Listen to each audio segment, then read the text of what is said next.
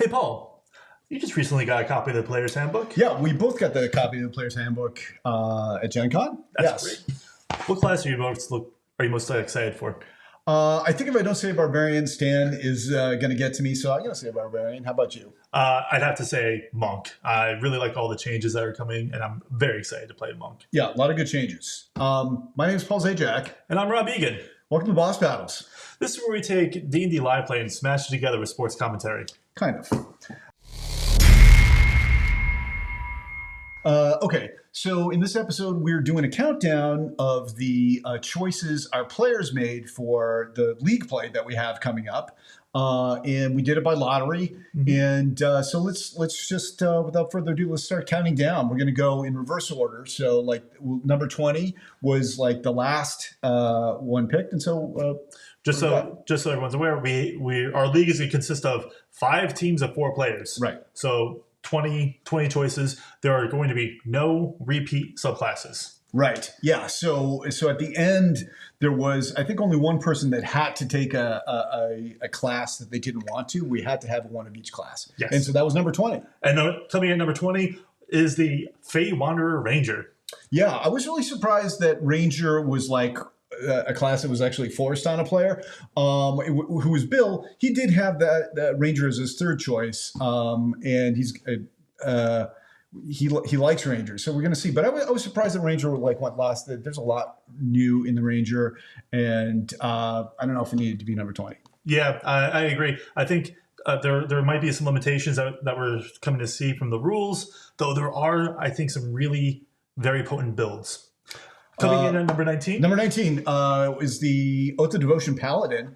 And so, yeah, interesting to have a Paladin down at the bottom. Maybe it was the changes to Smite that put people off.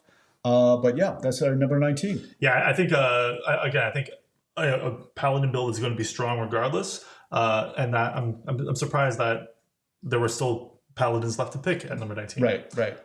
So number 18 was Circle of Stars Druid. Again, this is a druid that was first introduced into Tasha's and now is part of the core 2024 handbook. That is a very powerful subclass, though I'm surprised it was at the bottom with 18. And yeah, and this was actually the only druid selected in our draft. It was, even though it was at the bottom, it was Betsy who picked this druid, and that was her number 1 pick anyway. So I'm glad she got her number 1 pick. I'm surprised that Circle of the Moon, I just feel like howling when I say it. That didn't get picked. Nobody wanted Circle of the Moon. Yeah, and as you said, the only druid, so was at number 18. For number 17, the Celestial Warlock.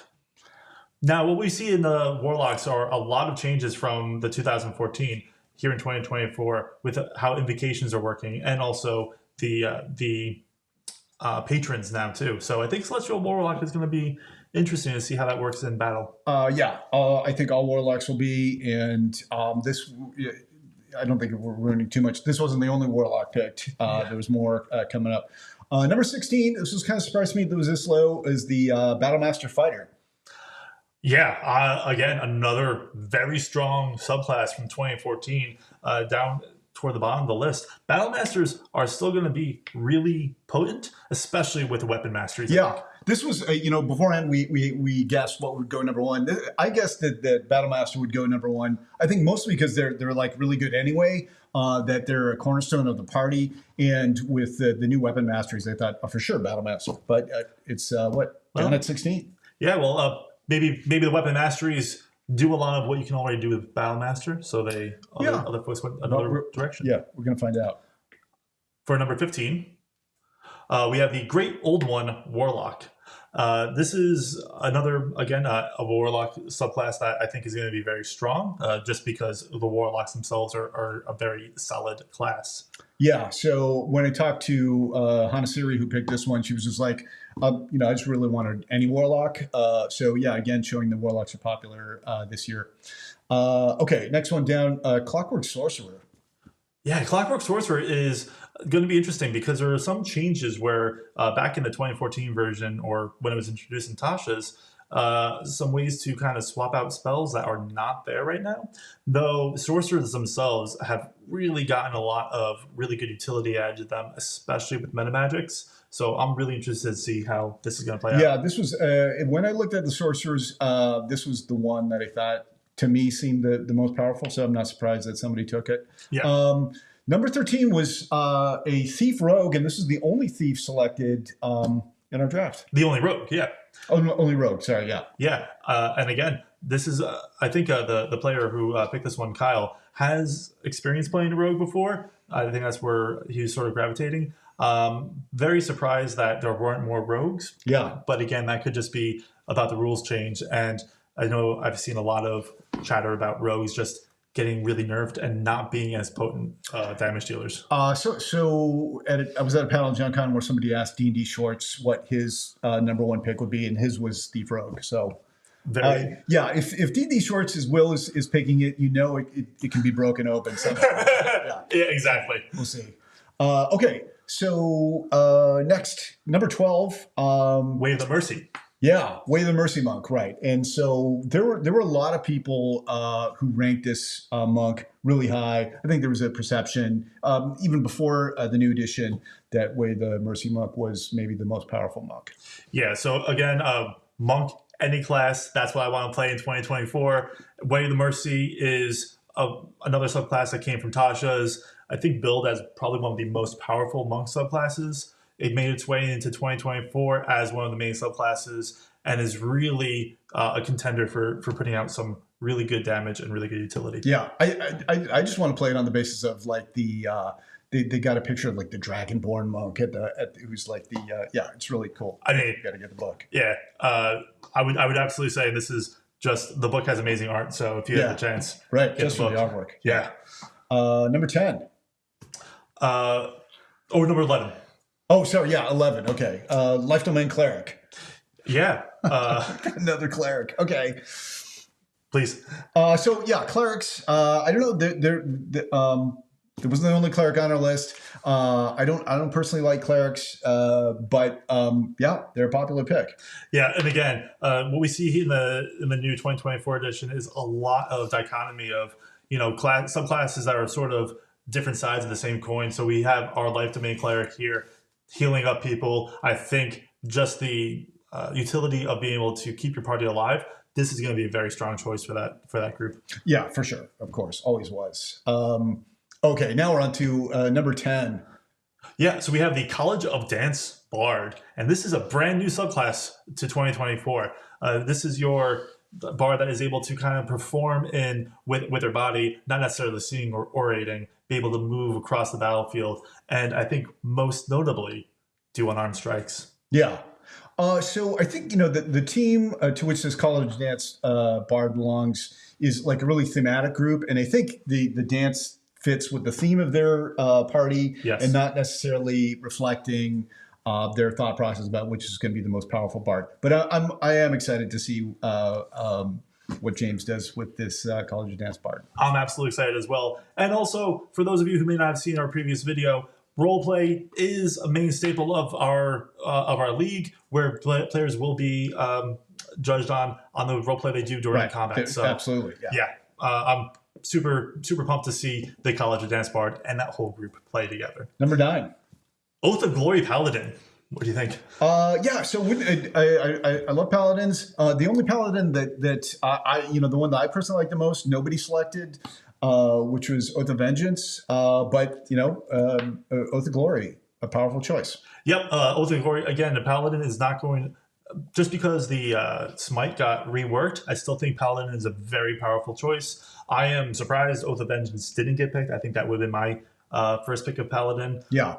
But especially it's like one battle, like you're going to get advantage pretty much the whole time around. Yeah. In any case. Okay, so next, number 8 is this is a surprise to me, Champion Fighter. Champion Fighter.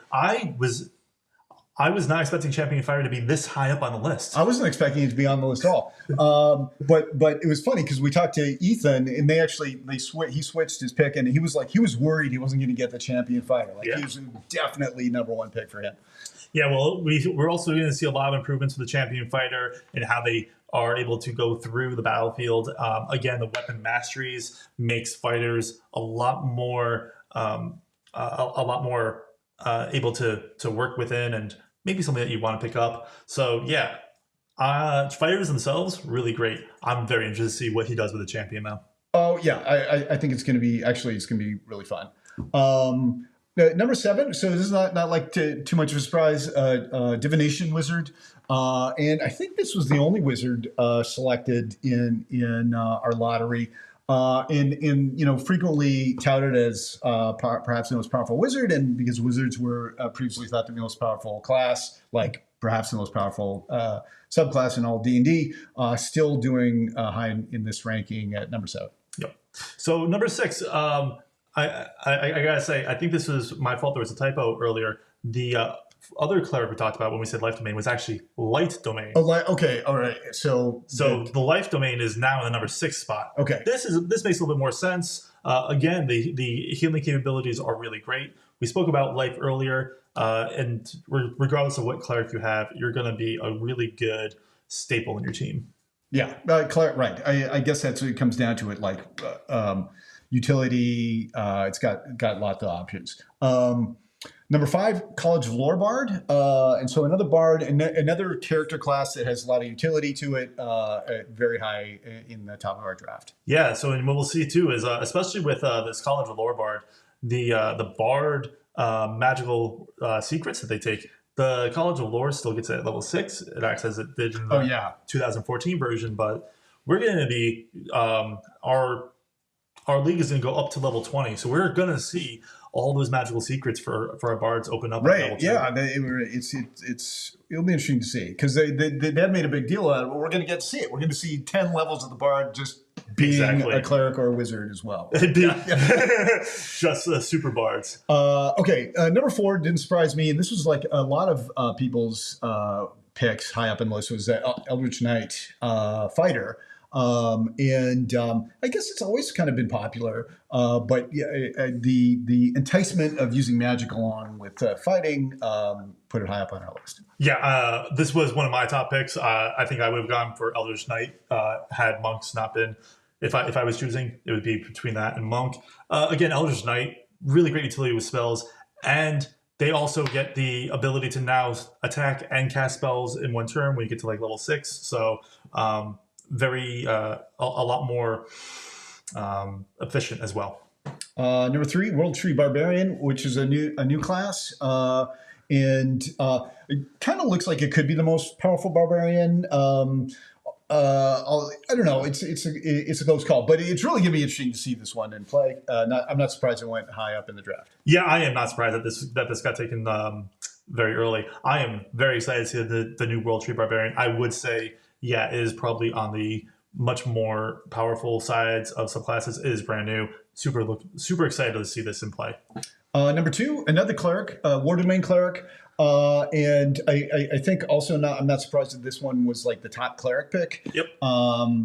And it's the only cleric that still has the ability to do the spiritual weapon, spirit guardians combo. That got nerfed from the other ones because of concentration, which I'm really glad. I was kind of disappointed that it still was up for the war cleric. But I guess I'm not surprised seeing the rest of the draft. It's there. You get that concentration-free spirit weapon with the War Domain cleric. Again, this is, I think, clerics were definitely took a big piece of the draft here. I think the only cleric we're not seeing now is the Trickery Domain. Yeah, that was the one that seemed most interesting to me. Yeah, Trickery had a lot of changes. I'm a little bummed that it's not going to be in the draft. Right. Maybe one of the replacement or spare characters. One of the alternates. Yeah, alternates. Right. Maybe we can force somebody to do that.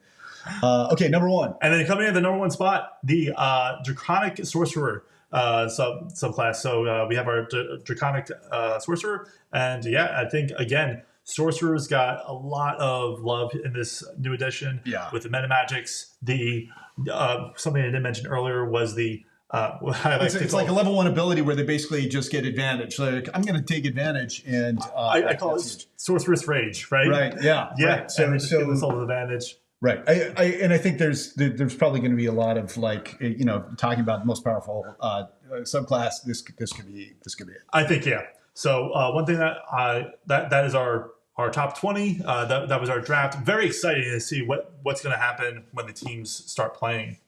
Okay, so then on the basis of our 1, 2, and 3 picks, we then made a list of like what is like the most popular class in D&D, and this is kind of what we hung the thumbnail of this video off of, like what's going to be the most popular class in D&D in the 2024 handbook. Again, so based on the kind of weighting of 1, 2, 3. We'll start at the bottom.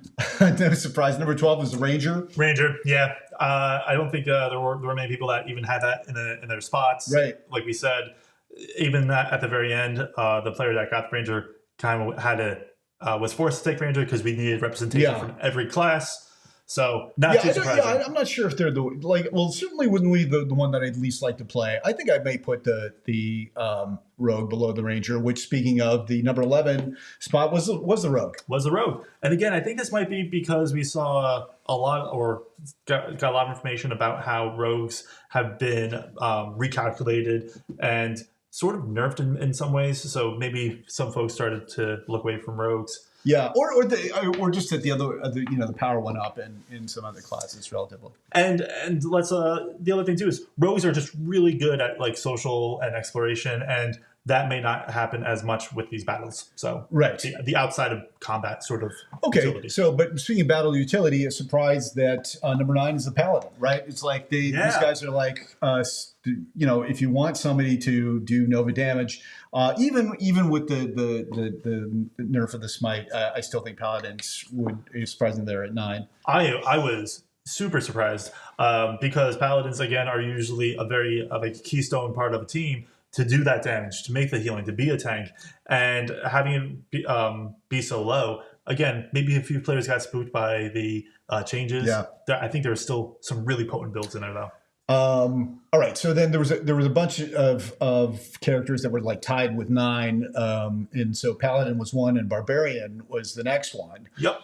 I guess I'm not surprised. So Barbarians, especially at like high level, have the reputation of just like their damage output kind of like petered off. So we'll see if these changes. I think we're going to get a good look at with the World Tree Barbarian to see if it gets rectified at higher levels. Yeah, I think so, and I'm interested to see what that is, but definitely surprised that Barbarian Paladin tied for that. So there were 2 that tied it for number 7. One was the Wizard. Yeah. So just I think that shows that as everybody's been talking about, Wizards didn't get as many buffs as other classes, and so I think that's reflected that they didn't go as high in our draft. Yeah, I also agree. Wizards are still going to be very powerful, and I think maybe people want to start playing with the new stuff like weapon masteries, because the other number 7 was the Druid, which again, I'm surprised. Druid has a lot of really good control on the battlefield, a lot of utility, that they came in at the number 7 for that choice. Yeah, I don't know. Druids always seem to kind of like not be the characters that people are playing. I don't know. They're maybe it's just the thematic part of it that classes aren't always like spending time out in the countryside, and that's where Druids are. They're not in cities. They're not in dungeons. I mean, they can be. I don't know. I don't know why it is, but anyway, that was tied at number 7. Yep. There was 2 classes tied at number 5. Yeah, the first one is the Monk. Again, I am so happy to see the Monk above the Paladin on like a popularity list for the first time probably ever. So that just made my day is seeing the Monk in the top half of character classes. Yeah. And the next was the Bard. Always popular, and so I guess this kind of like just fits right in where we would kind of expect the Bard, I think. Yeah, I think the Bard again is really good, being able to have the utility for spells and such. So not too surprised to see it in the middle of the pack. Then for number 4, we have the Sorcerer. And it's got to do with that Sorcerer's Rage. They're going to be super powerful. I think it was a close call between the Sorcerer and the next one up, the Warlock. I think also got a lot of love, and it's going to be interesting to see both those. Yeah, and again, the Warlock has also had a lot of stuff redone with the invocations and what you can get, how the invocations work. I think the Warlock also has probably one of the on the higher side of like being able to really tweak and sort of build a very specific Warlock. Oh yeah, right, exactly, because they had the change to the ability to use weapons, and so right, I think there's a lot of different types of Warlocks that could be also martial in a way. Yeah, so that's interesting to see. And all the pack boons are now invocations, and you can take multiple packs. So you can be a pact of Blade and a pact of Tome Warlock, and so yeah, there's a lot of ways to build a Warlock. So kind of not surprising to me, or it seems fitting. Like number 2, one of the original classes, fighter. Fighter's the number 2 most popular class. I think that it is well deserved. They're always good. I think they're going to be really good with the weapon mastery.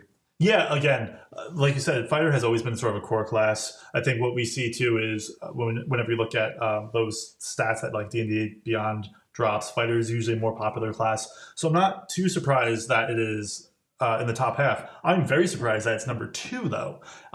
Very happy, and I think a big part of that is the weapon mastery, where it really opens up what a fighter can do on their turn and gives them a lot more options than just running an attack. And I hate to say it, the number 1 class was the cleric, my least favorite class, and like by a big margin in terms of choice. There's many people picking cleric. I think that this really speaks to the practicality of building a party versus like what looks cool to you. Because we've got people building parties. It's kind of it's a competition, and they're like, we need a cleric there. And so I think that's an interesting truth that is brought home, right? Despite all the flash, clerics are really popular because, like, man, we need to. Hey, somebody's got to heal me. Yeah, when we talk about keystone of the party, cleric really does fill that, being able to support, buff, heal, bring back, and really keep the well-oiled machine of a team running efficiently. I am not too surprised to see it number 1 because they can do a lot and really offer a lot to a team. I wonder if in like the discussions when these teams are like constructing their, trying to balance their party, if it was like, who's going to be the cleric, not me. Somebody has to be, but I don't want to be the cleric. I'd like to imagine that's how it happened. It could be, yeah. I think what we saw too is that the 3 of the 4 subclasses for cleric were taken, and I believe that was probably the highest subclasses. For warlocks also, I think there's 3. Right, yes, yeah.